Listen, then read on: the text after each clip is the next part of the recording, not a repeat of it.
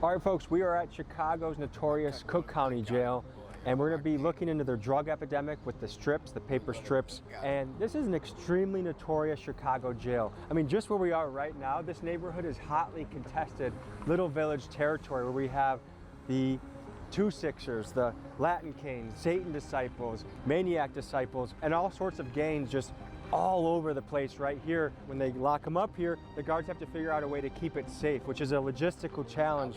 This is a place I'm very excited to learn about. We'll bring you in just a moment. All right, back in the paddy wagon again. I can't imagine spending any amount of time in a place like this. To do anything that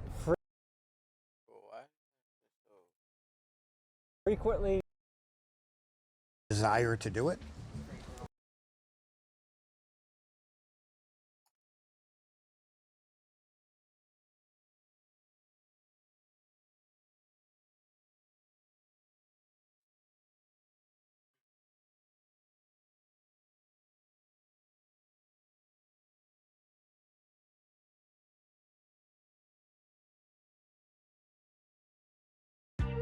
Introducing Grammarly, like you've never seen before. Your all-in-one writing essential. Say hello to Humanizer. Than them lays down the truth. Isn't that right, sir? 10 minutes on this topic. Yes. We make jokes. Men are funny. Men are funny. Women are not funny. That's another advantage, but that's the other debate. Are you a woman? You could call it emotionally immature. Oh my gosh, he said the R word. That's what happens when an emotionally immature male. I'm sorry. Go ahead. According to your Go ahead logic, on immigration. According to your logic. But I would like to specifically clarify that your comment about men being more funny than women was just another unfunny, false fucking comment by an immature man. I didn't find it that fucking funny when you were telling us that the Holocaust was fake and that 6 million Jewish people didn't die. I didn't find it that fucking funny when you sat here and you told me that Trump didn't torpedo the border bill, even though he said he did at a rally in Nevada. If men were so much more funny than women, then why are you the most unfunny fucking specimen that I've ever had the displeasure of sitting across the damn phone with? Why are you mad, dude? Why are you? We're just having a debate. Passionate. Wait, who's funnier, Trump or Kamala? Who's funnier? Be honest. Trump is funnier than Kamala Harris. Case in point, I win the debate. Men funnier than women. Oh, okay. But you heard it here first. You understand the reason I'd say that Trump is funnier than Kamala Harris is because he's a guy. No, because he has the IQ of your fucking family pet, and he sits on Twitter all day, and he rants about how much he hates Taylor Swift just because he endorsed Kamala Harris. That was funny. She endorsed Kamala Harris. It's not a funny and a ha-ha. It's a funny and a look at this guy fucking burn. Dude, why? It's always like this diminutive. It's funny because it's sad, because you're a sad little. It was, dude, the president tweeted in all caps, "I hate Taylor Swift." You don't think that's funny? You don't think that's not hilarious? Wait, the president, do you think that Trump won 2020? I said the former president. But do you think Trump won 2020? 100% he did. That's. Wait, Trump won 2020? Oh, yeah, he does. Yeah, win 2020, boy.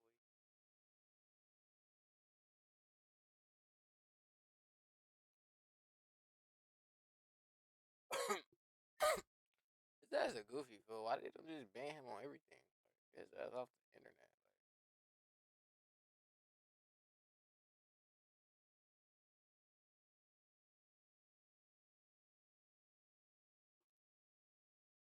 No, folks, that's not funny. That's corny. And all the movements, I think he's like, or I don't think he's like, he probably buy a little bit. Like, y'all ever watch Cash? I ain't gonna lie, me reacting to a nigga react to a video is crazy. I can't do that. So I gotta watch a video on my own. Turn that down, so you can hear me talking, bro. You ever watching this, y'all? God.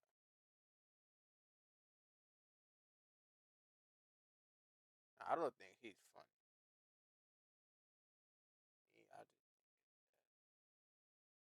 Invented the gun.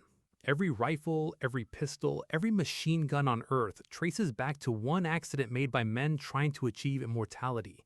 1 billion guns exist today, more deaths than any weapon in history. Nobody planned a single one. The men who discovered it wrote it down as a warning, called it a failed experiment. They moved on. The soldiers found the warning. 850 AD. Here's where it started. Tang Dynasty China. A group of Taoist alchemists were stop aging. They were not the first to try. For centuries, Taoist alchemists had worked under direct imperial commission to find the elixir of immortality, a chemical formula that would halt death. They mixed everything available: sulfur, saltpeter, mercury, arsenic, honey, charcoal. The search was considered one of the most important undertakings of the age. It was also killing the men who commissioned it. 6 Tang Dynasty emperors died from drinking their own alchemist preparations, poisoned by the mercury and lead compounds their alchemists swore would extend life. The medicine was ending the lives it was supposed to protect. On this particular day, the formula went wrong in a different way. The mixture ignited, flames and smoke, hands and faces burned. In one account, the building caught fire. The alchemists recorded the result in a Taoist text called The Classified Essentials of the Mysterious Tao, not as a discovery, as a warning. Do not mix these substances. It leads nowhere. It is a dead end. They named the result Huo Yao and moved on.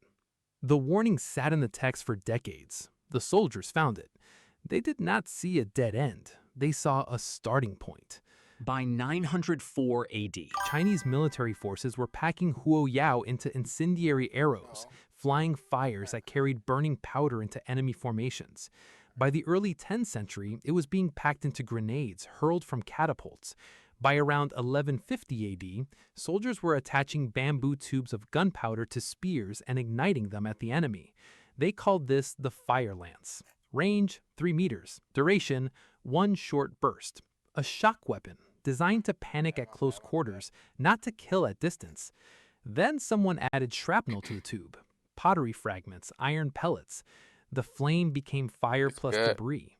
Then someone noticed that when the projectiles packed the tube tightly enough, when they completely sealed the bore, the expanding gas behind them had nowhere to go but forward. The force concentrated. The range increased. By 1259 AD, Chinese military records describe a pellet wad that completely occludes the barrel. Historians consider this the first bullet concept in recorded history. Bamboo could not handle the increasing pressure. Engineers switched to metal, bronze, then iron. A metal tube firing a projectile using controlled explosive gas is a firearm. By the late 13th century, the spear component was redundant. It was removed entirely. The oldest surviving firearm, the Heilongjiang bronze hand cannon, dates no later than 1288 AD. No trigger, no stock, no sights, a metal tube with a touch hole and a socket for a wooden pole. To fire it, one person aimed, another held a burning stick to the touch hole. 2 people required. The hand cannon worked. It needed 2 people and the burning stick that had to stay lit between shots. The next step was putting the fire inside the gun itself. For over a century after the hand cannon, ignition was still manual. And I have to find it. This is losing my interest very fast.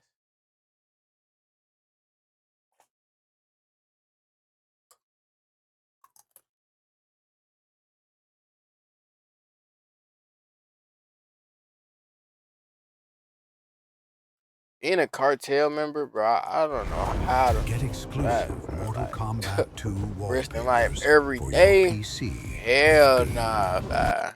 Hell nah, fam. I can't go. 1. The Lookout. Scared. You are 12 years old. The older boys call you Halcon. It means falcon. You sit on a plastic chair on a street corner. You have a cheap phone and a warm bottle of soda. Your only job is to watch. You watch for police trucks. Okay. You watch for soldiers in green uniforms. You watch for strangers who do not belong on this street. When you see something wrong, you make a call. That is it. That is the entire job. They pay you more in a week than your mother earns in a month. Your mother cleans houses on the rich side of town. Her hands are cracked from bleach and hot water. Your father left when you were 6. Nobody says where he went. Some nights you wonder if he is dead. Most nights, you do not think of him at all. Your little sister Lucia is 8 years old. You buy her candy with your first paycheck. You feel like a man when she smiles up at you. This is little You do not think of him at all. Your little sister Lucia is 8 years old. You buy her candy with your first paycheck. You feel like a man when she smiles up at you. You are not a man. You are a child with a phone. The men who hired you understand this perfectly. That is exactly why they chose you. A child draws no suspicion from anyone. A child can sit on a corner all day and look bored. A child works for almost nothing and feels rich doing it. You do not know whose product moved through your corner. You do not ask. You learned very fast that asking questions is dangerous. Instead, you memorize the rhythm of the street. You know which cars belong here. You know which faces are new. You know the sound of a military engine before you see it. You learn the small signals the older boys use. A whistle means slow down. A hand on the head means leave now. One hot afternoon, a convoy of soldiers rolls in. Your thumb is dialing before your brain catches up. The street empties in seconds. Doors close. Music stops. The soldiers find nothing but children and stray dogs. You did your job and nobody got caught. That night, a man in a clean white truck finds you. He hands you a folded stack of bills. He tells you that you have good eyes. He tells you that you will go far. You wait. You watch. Hours pass slowly. Most days, nothing happens. That is the point. Nothing happening means everyone is safe. You learn patience the hard way. You learn to sit still. The chair is hard. The soda goes warm fast. You do not complain. Complaining is for children.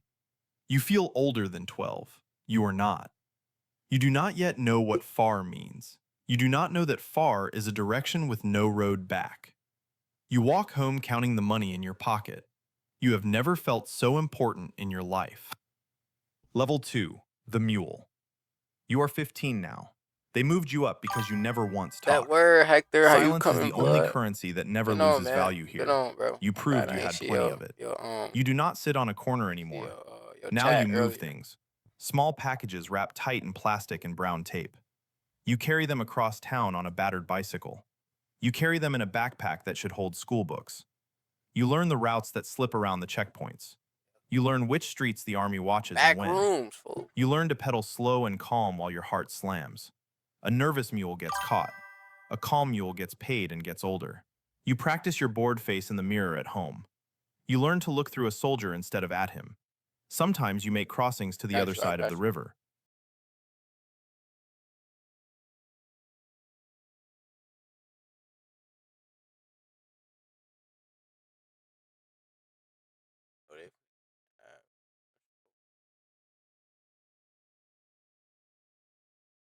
After this, we gonna watch this shit right here.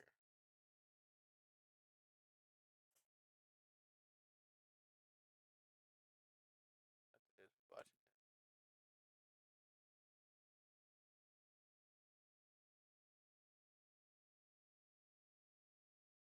Old, they all get fat. Says the guy, have you ever had sex? No, absolutely not. Wow. Says the guy who's never got laid. 2 hours long. But the one common theme I would say in the good part. is everyone's a product of their environment. And I was reading some stuff about you in the last few days. There was an episode of your podcast where you talked about your father, Bill Fuentes, and how he wouldn't take the family, including you, to certain restaurants because he believed they were associated with African Americans. We would be deciding where to go to eat, you said. Fuck his dad. What Fuck are we his going father, to do for folks. dinner tonight? It was a running joke. Father. Ain't nobody Me and gonna my do shit sister to would him anyway. say Applebee's, and my dad would say we would never eat at Applebee's. Not in a million years should you be caught dead, Fuentes said about Applebee's. Go to a different restaurant, a local restaurant. No Applebee's, no Red Lobster. That is commonly known as black fare. And you also shared another story about your family and restaurants. It said before me and my sister were born, my family had a saying about Olive Garden that contains the N-word that we're not allowed to say.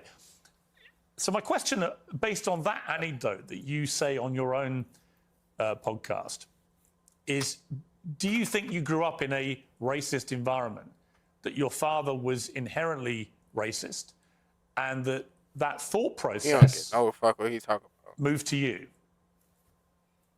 Well, I would say it's a new